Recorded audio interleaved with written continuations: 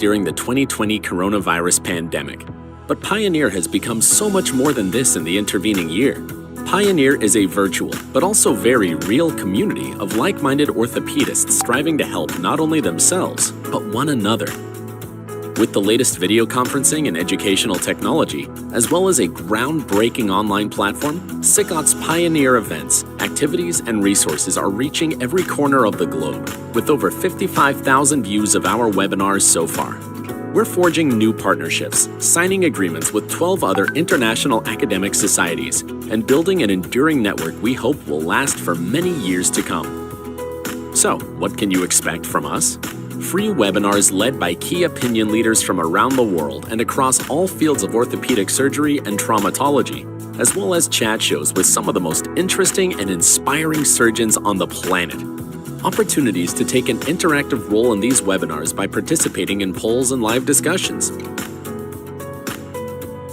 Free on-demand Pioneer playback service. Watch our webinars again and again in your own time. And coming soon, our new bespoke learning management system will host podcasts, an online version of the famous SICOT diploma exam, virtual training modules, surgical technique courses, a discussion forum, and much, much more. We hope you'll join us on this pioneering journey as we push the boundaries of what is possible in online orthopedic education together.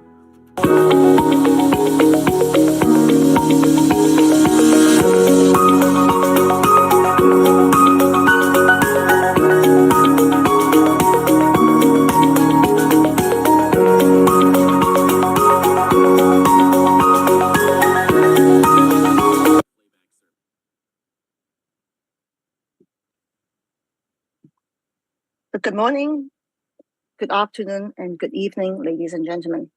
Welcome to the SICOT Pioneer webinar series. This is the 100th episode, which is called Looking Back and Moving Forward.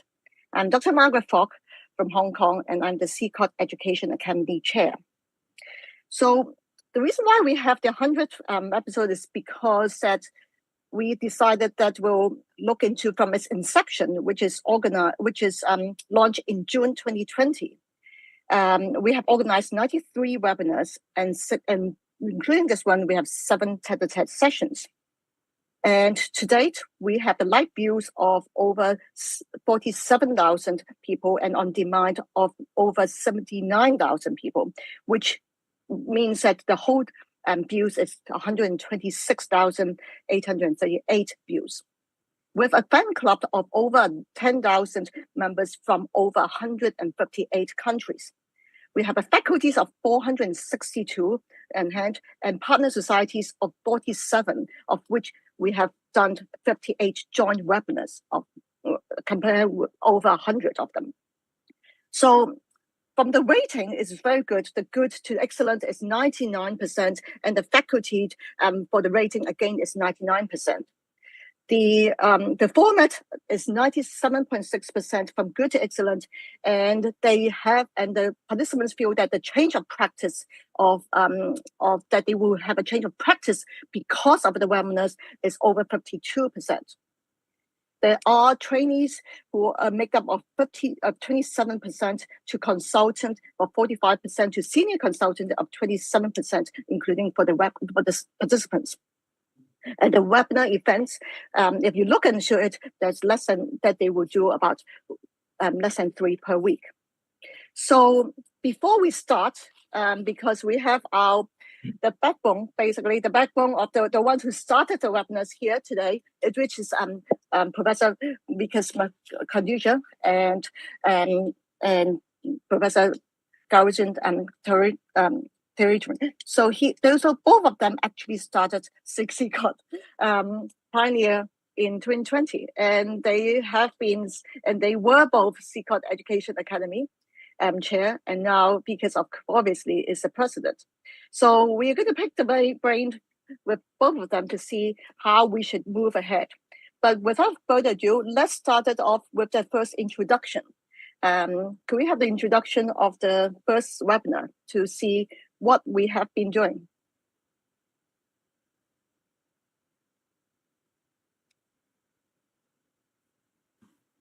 Good morning, good afternoon, and a very good evening to all of you.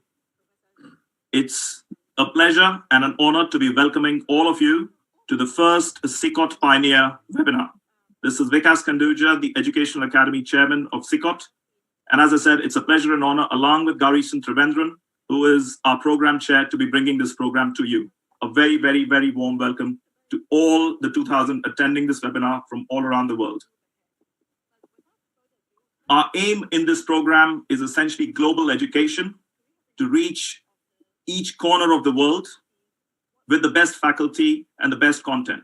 And we will do that with webinars like this one, with surgical techniques, with key opinion leaders, with podcasts, with exam resources, the educational day that we do at the annual Congress, the practice resources, for example, in COVID, the journals that we have, International Orthopaedics, and the ones that we subscribe to, CORE and the SICOT Forum.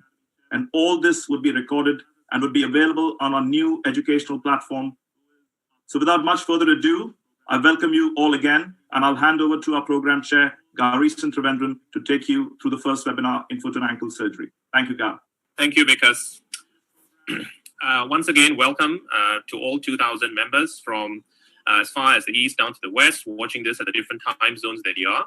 We have been putting these jigsaw pieces together, building up to this day for several months now. And today's webinar may well be a small piece in this jigsaw, but it's certainly a huge leap forward for SICOT Pioneer. This journey of navigating into the virtual world of education has been made easier by unequivocal support from the SICOT Executive Committee, but also our vast and supportive membership who have consistently thrown their weight behind us with all of our pioneering efforts. One of the biggest ethos in SICOT Pioneer is the acknowledgement that content is key. And for that, today, I have to thank our 6 exceptional participants, including our moderator, for all key opinion leaders in the Global Foot and Ankle Committee.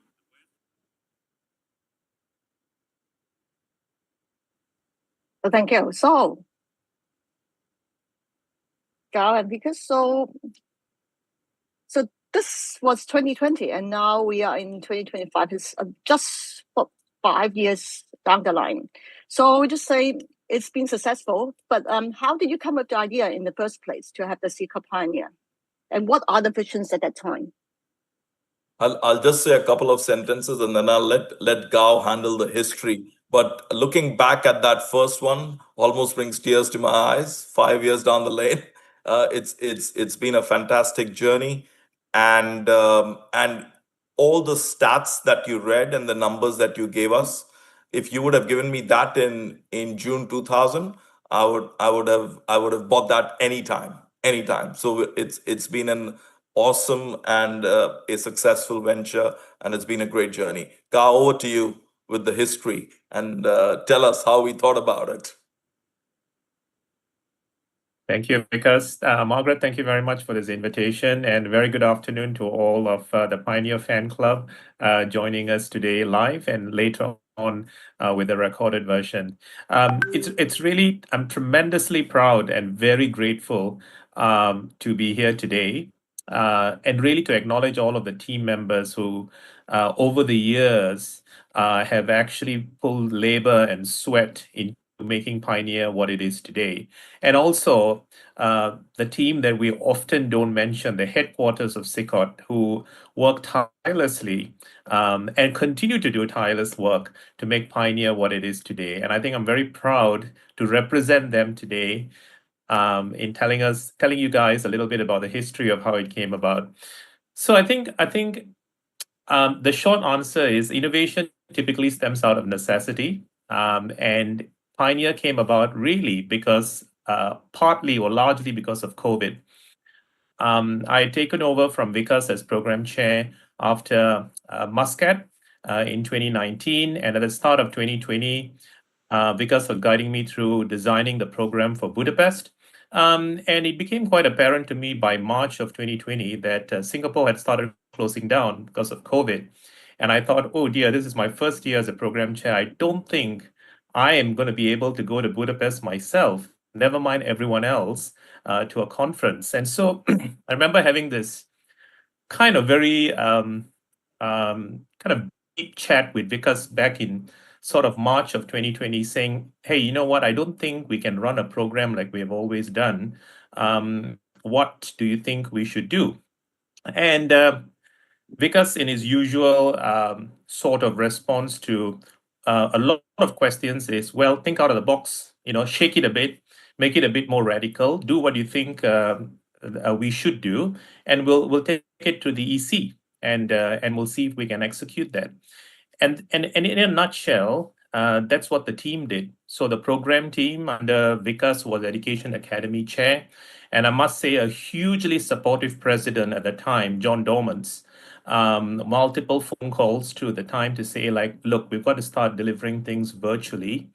Let's start with a platform. And what we began with was Panopto, which was actually a virtual library where we were able to store all of our resources.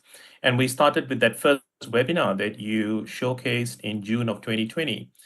And that really gathered a lot of momentum, a lot of interest. We were probably one of the few societies that was starting to do webinars in a very collective and frequent fashion in getting the global key opinion leaders together. But what we tried to do as a team was basically showcase that virtual education can come in to fill in the space that was left by conventional or historical educational methods that had been taken away or robbed from us very, very suddenly because of COVID. So that's the nutshell. I think that's how Pioneer started. You may ask, Margaret, how do we coin the term pioneer? And I must acknowledge Rebecca, who is now no more part of SICOT, but who was basically Sufyan's predecessor, and she left in about 2 years. And Rebecca was the one who actually came up with the actual term pioneer. We sat and we kind of brainstormed about what are the terms we needed to include as part of pioneer, things like networking and research and so forth. But kudos to Rebecca for coining the term. And this was in the era prior to ChatGPT, right? So you really got to give it to her for coming up with that term, for sure. And also to acknowledge, like, for all the 100 episodes, Sufyan, like Gao calls him, the Elon Musk of virtual education, he's been there as a backbone behind supporting right from the preparatory phase to the post-event certification surveys. All these numbers and stats that you see are actually thanks to Sufyan. So a huge thanks, like Gao says, to the headquarters as well and people behind the scenes. Thank you.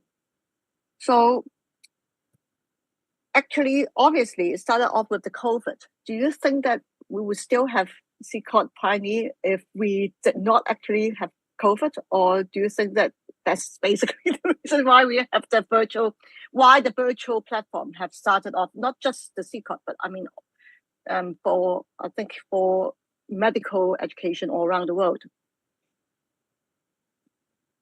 Yeah, I think that's a great question. Sorry, yeah, go ahead, because No, you go ahead, Gao. No, I think that's a great question, Margaret. And I kind of started off by saying, innovation stems out of necessity. And I think a lot of it was partly COVID.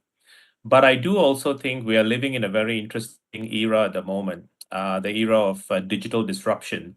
And I think if we just look around ourselves, not just in healthcare and education, but also in finance, in sustainable practices, in industry, construction, oil and gas, digital disruption is taking over the world in a pace that has never been seen before.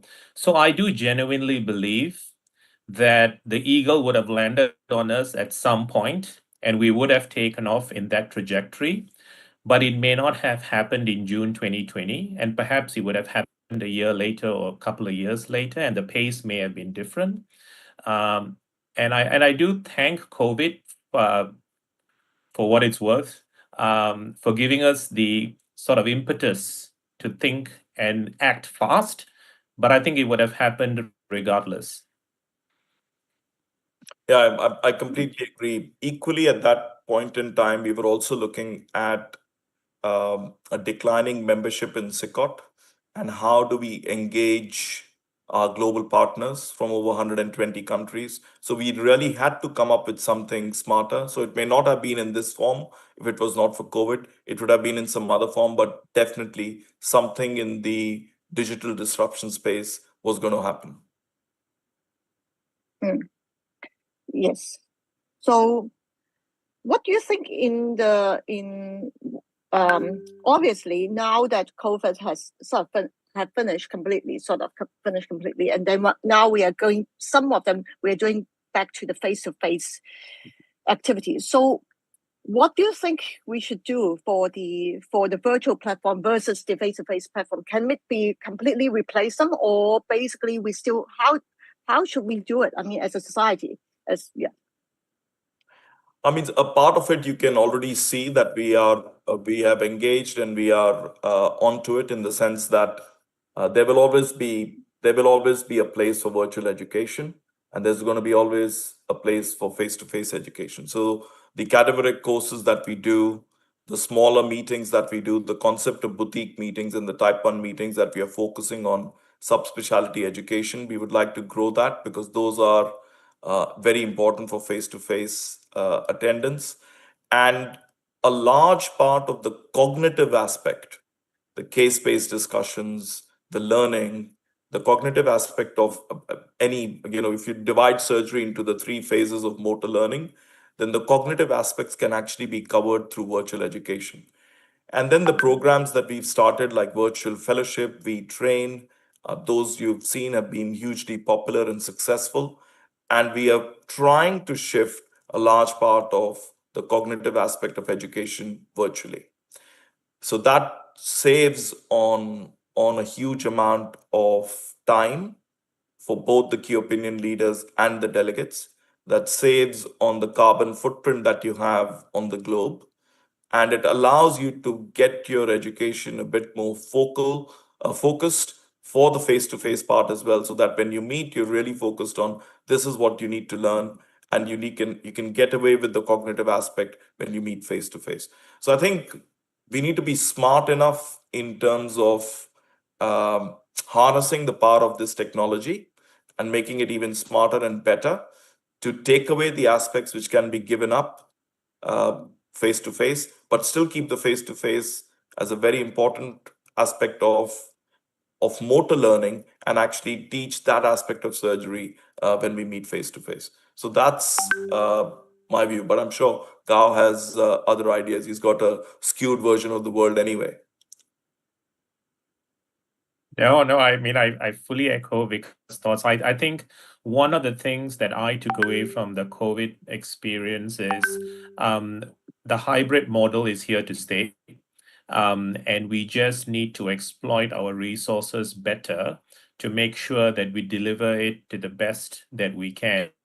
And I think what we have learned and what we see out of this technological transformation that is happening, like I said, across multiple industries, is the approach to education has changed. Technological and pedagogical developments has changed.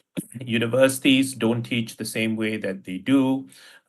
Colleges and higher institutions of learning don't teach in the same way that they do. Even training in large organizations do not happen in the same way anymore.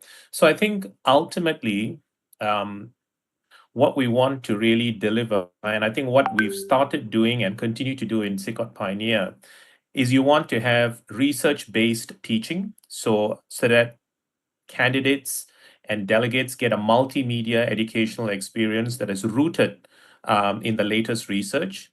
It has to be personalized problem solving, and Vikas alluded to this with our geographical distribution across the globe. There are differences in the requirements in different parts of the globe. And finally, mentorship. And the best way in which you can do these 3 things is got to be a hybrid model where you have that face-to-face interaction, but you also have technology assisting us in a virtual delivery of the same content in particular. And perhaps probably another thing to add here is that as a global society, one of our aims or strategic aims is to address global inequality or global disparity or health inequality, be it actually in education or delivering health. And the only way we'll be able to do that and reach corners of the world very easily and very quickly, you've seen from the stats, we're reaching over 138 countries. And we definitely would not be able to do that if we just relied on face-to-face meetings. So technology allows us to actually address healthcare inequality and global inequality as well. So that's key as well in this aspect. Yep. So do you think that there's anything that we should change from what we probably previously provided? I mean, from 2020 to now. I mean, obviously, I was just looking at the stat. Obviously, we just asked the fan club, and then we said that, and now probably they used to attend more than 5 or more than 10 webinar events or some kind of virtual events, probably in a week, to now less than 3 in a week. How should we actually still inspire them to do it, and and what kind of things? Is that something that we should do it differently and offer them different ways of learning? Yes, well, Margaret, the short answer to your question is yes. I think this digital disruption is not a one-off. It is not a post-COVID phenomenon that we put under the on the bookshelves and forget about. It has to continuously evolve. I mean, I was reading an article early on this morning about how Microsoft has laid off about 5 to 7% of all of its staff. I mean, this is a huge company that is doing so well, and they are laying off staff, and they themselves are adopting, AI, VR, and technology augmentation, and they don't need people anymore. And one of our manpower minister in Singapore said over the weekend that, he divided it into 3 groups, and he said 1/3 of people will have their jobs in 5 years, another third of people will lose their jobs in 5 years, and another third are potentially trainable, and we can hopefully keep their jobs.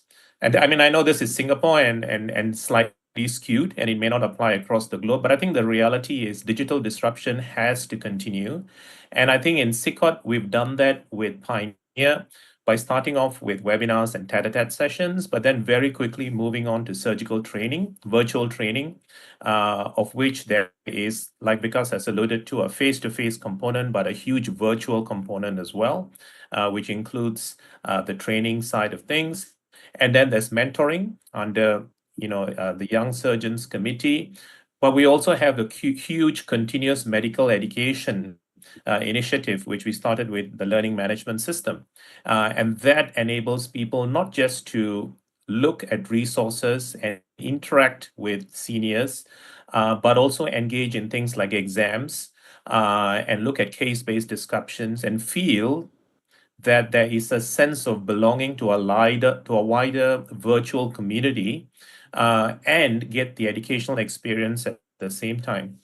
So to answer your question in short, Margaret, I think the digital disruption must continue. It has to continue. And if it doesn't, then we risk not fulfilling the requirements of our members, really. And I think the continuous creative and innovative thinking about how best to harness technology and use that to deliver education in the most immersive and effective way to 120 member nations across the globe is the challenge. But I think that has to continue.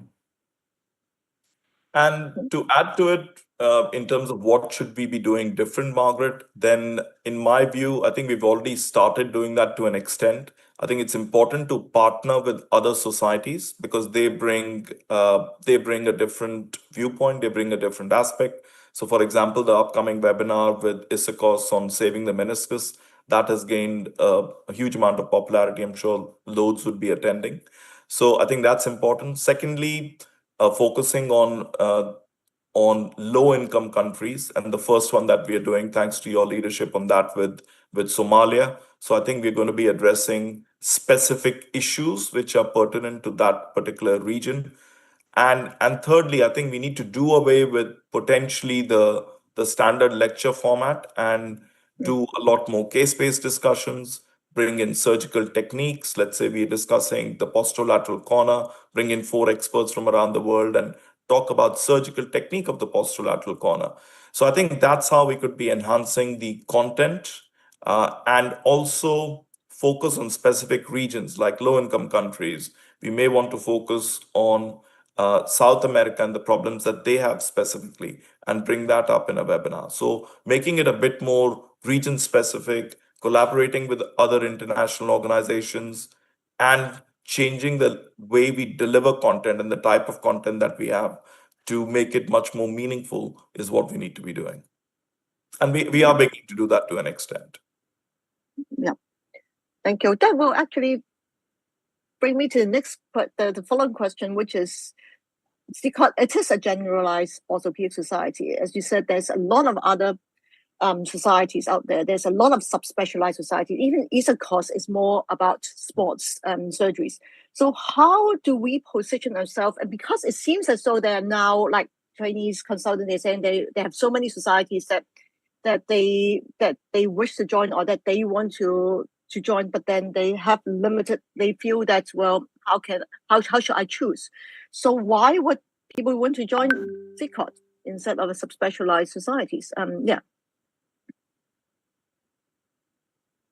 Go. I'll have a go first. I think this is what drew me, Margaret, to SICOT even to begin with. All that 14 years ago when I got invited to attend and present an abstract.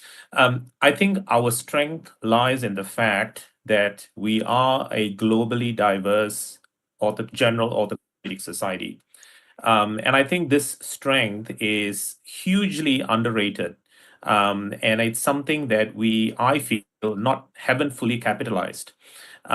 There are, as far as I know, no other society that can basically pride itself on 120 member nations with countries that are at one end of the GDP spectrum and another set of countries in the same ecosystem, which are at the other end of the GDP spectrum. And I think that huge variety, diversity, and togetherness, the cohesiveness that SICOT brings them all together is our biggest strength.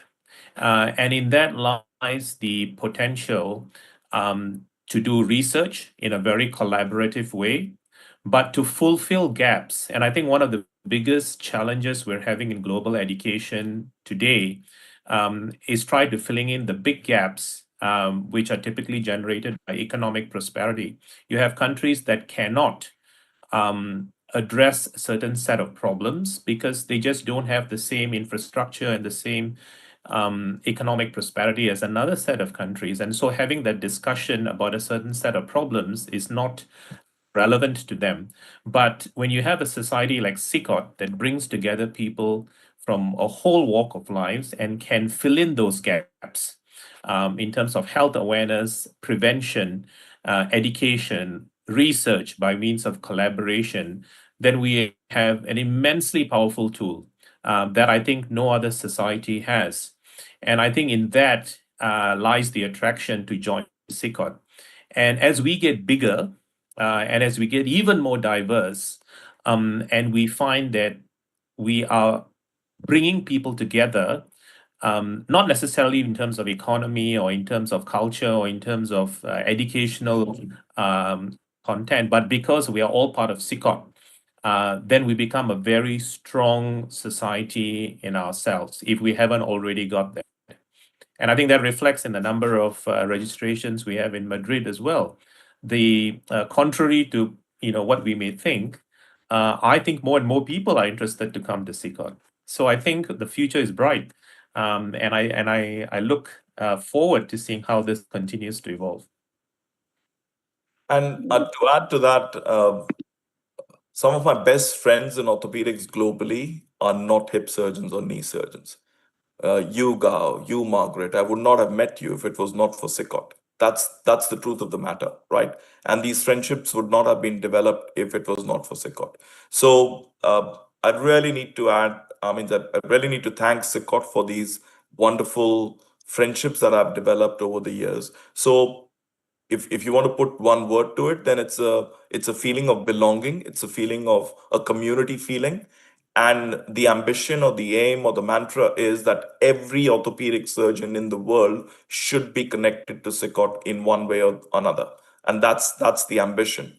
Now, you may want to be connected as a member, or you may want to be connected as a corresponding member, but you need to be connected because it's not just education in your specific subspecialty that SICOT offers. It offers you a lot, many more things. The other thing that SICOT offers, and it's a cradle to grave approach that I've tried to push. That is, if you're a young trainee, then and if you are from, let's say, Somalia, for example, then the only international society where your paper may be accepted for a presentation or as a poster is potentially SICOT, because it may not be that high in terms of academic value, but SICOT gives you that opportunity. So it is open.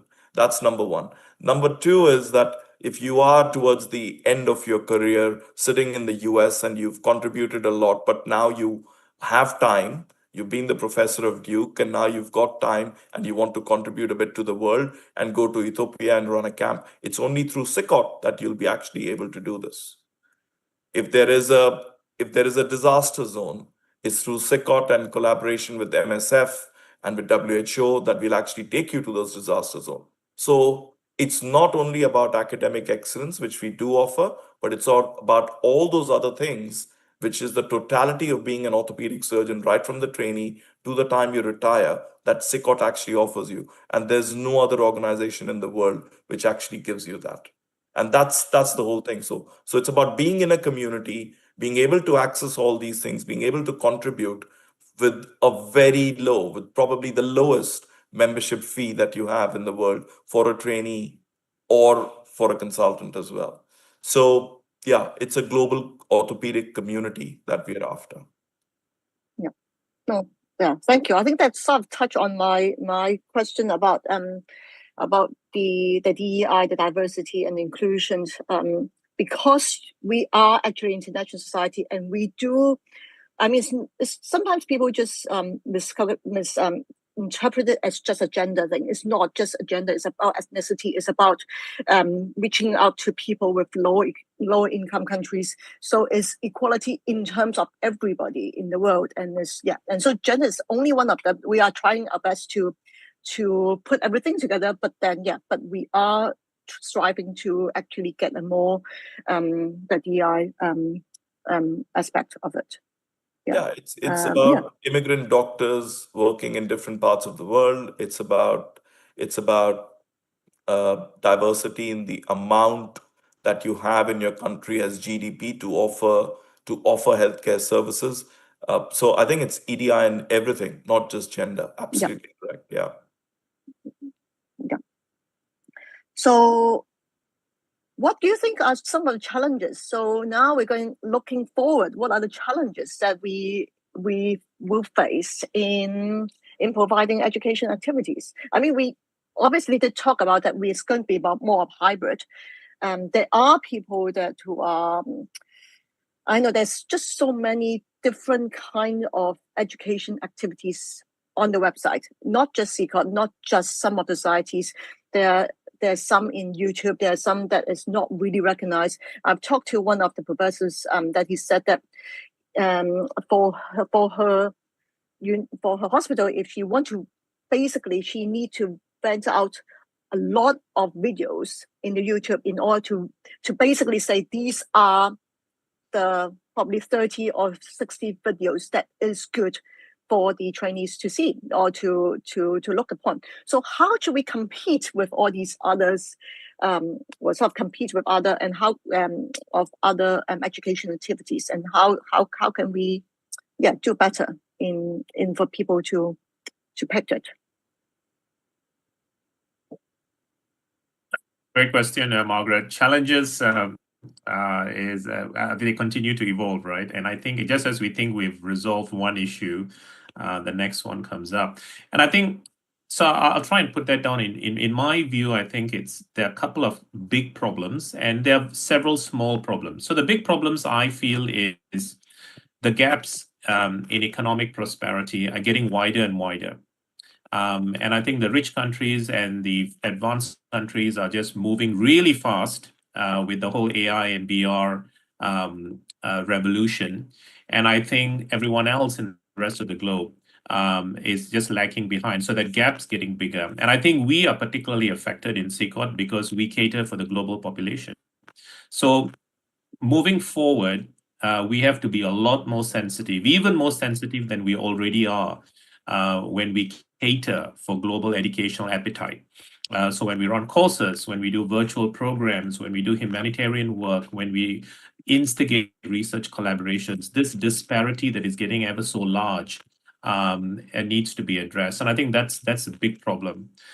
I think the profile of an orthopedic surgeon globally is also changing. As an individual orthopedic surgeon, what we do now and the challenges we face now is very different from what it was, say, 20 years ago. We have a lot more pressure to publish. Medical defense and litigation is a lot more scrutinized. We have a lot less time because of insurance and reimbursement, etc., to do things that the same way that we did. We also have to harness education a lot more selectively because we don't have the time to go off on meetings and courses like we used to.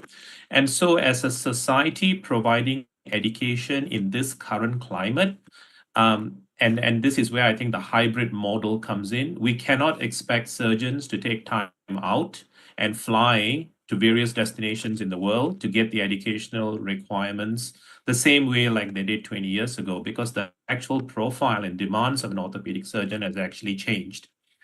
And the third issue, I think, which you've touched on is we're spoiled for choices. And I think this is the social media and technological revolution that has happened, right? And I think this is where SICOT has to position itself very well. The unique selling point that I've alluded to is we cater for everyone everywhere. And we have a specific drive and motor to actually personalize your problem-solving requirements in that particular region. So just like Vikas has alluded to, a course in Somalia is very different from a course in Singapore. And I think that is our unique selling point. And as so long as we maintain that ethos and we continue to democratize the delivery of education, then we will stay different and the competition will always be different. But that's my views. I always love competition, Margaret, because competition allows you to get better, right? So if there's competition, then you have to think differently. You've got to think outside the box. What could you be doing better? So I'm delighted there's competition, actually. But as Gao says, we've got lots of things going for us, and we can be really strategic and smart about it. So in my head, I put it into three boxes. There are technological challenges. So we need to make sure that our technology can be accessed by everybody. And that's why working with Strategile, making sure that it's easy access, then makes it easy. There's security, there's absolute, you should be able to reach the US and Timbuktu at the same time without any problems. The second issue that I have, or the challenge that we have, is content. And it should be appropriate content and content of standard. The very fact that we've got over 130,000 views and that we've got a fan club of 10,000 shows that we're doing something right, and we've got good contact and we've good content, and we've developed a brand. Now we need to stratify, and we need to probably put stars on that content as well, that this is 5-star content with 10 key opinion leaders from around the world. This is what you should be watching. And that's up to our education academy to stratify content in there in terms of how good it is, right? Because we've got so many videos now, both from the congresses, and So then people will start, well, it's like Netflix, it's like the Orthoflix of net, pretty much like Netflix. So if you get 5 stars on that content, people are more likely to watch it again. And it's content verified by the audience and also by us. So that's making sure that the content validity is there for the things that we have. And finally, we need to be absolutely clear about our audience, cultural differences, healthcare inequality differences, differences in plating or nailing, common themes like trauma and infection. And as long as we are able to cater to those differences, then I think we'll be on top. So if we divide it into those 3 blocks and address each one strategically, then I don't think we've got any competition. We're far ahead of the game there.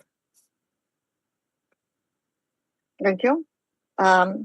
Before we close, one last question. That's more of a personal question to me. So what would you advise for the SICOT Education Academy Chair to do in the next few years? I mean, obviously, you guys are the previous Education Academy Chair. What do you think that I should do, or what the SICOT Pioneer lack that I should pursue on? Gao, I'll start. You can tell her all the things that you didn't achieve, Gao. Yes, exactly. We'll be going on and on for the next hour, Margaret. But no, I'll tell you. It's an easy question to answer because in a way I've got Vikas here, and I tell you what Vikas told me, and I'll tell you the same thing, Margaret. I'll give you an empty canvas, and you go off and you draw what you want to do. And you come back to me with the ideas and the creative thinking, and I'll help you make it a reality. That's what Vikas told me all that many years ago, and I think that is the beauty of SICOT and having and I will not underrate this and undermine this. And we're having a very supportive leadership is so important, and I think the leadership you have in SICOT will allow you to execute those ideas. So I think the empty canvas is important.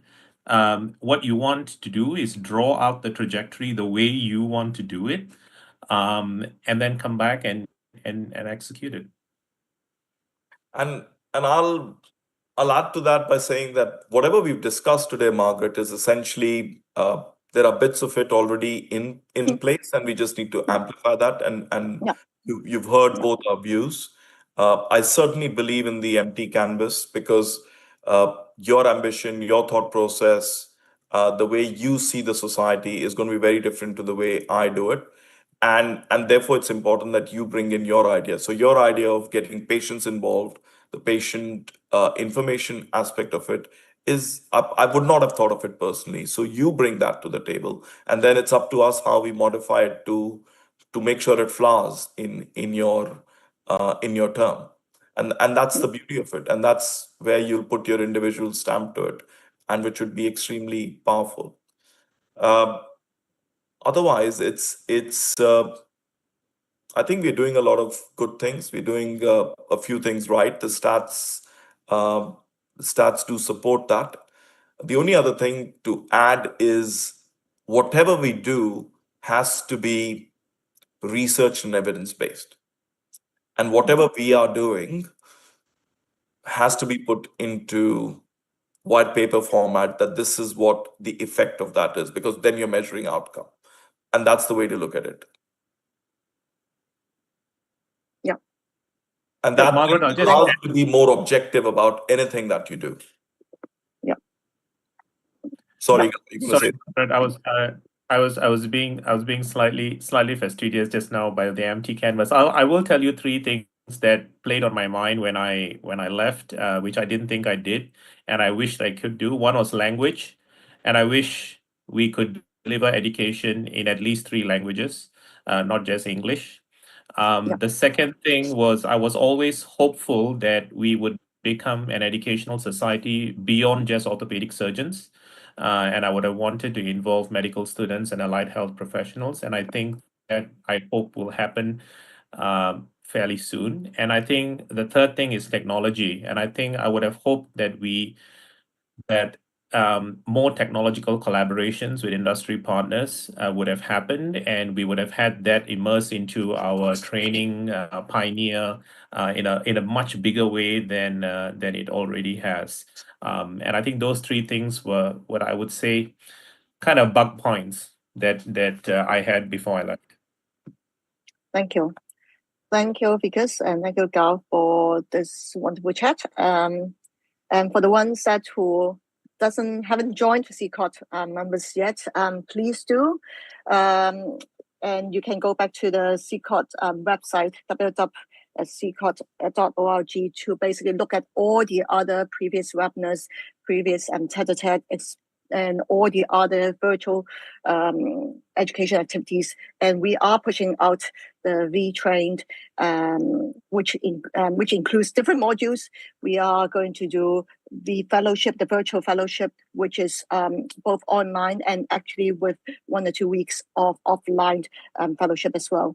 And as speakers are saying that we are hoping to push out some kind of patient information podcast that will actually give out not just doctors to basically to see, but now is that the patient feel that if they have if they want some information, it can be go through SICOT to find the more established and more recognized information.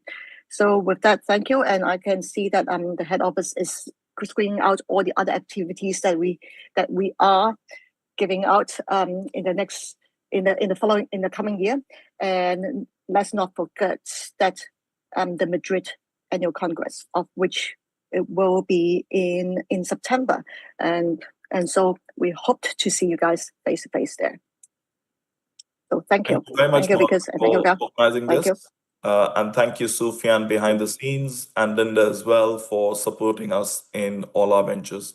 And a big thanks to all our 100,000 followers from around the world who've been watching us patiently. Please do send in your views, how we can improve, what you would like to have, and we'll definitely act upon that. Gao, lovely to see you. Thank you. Thank you.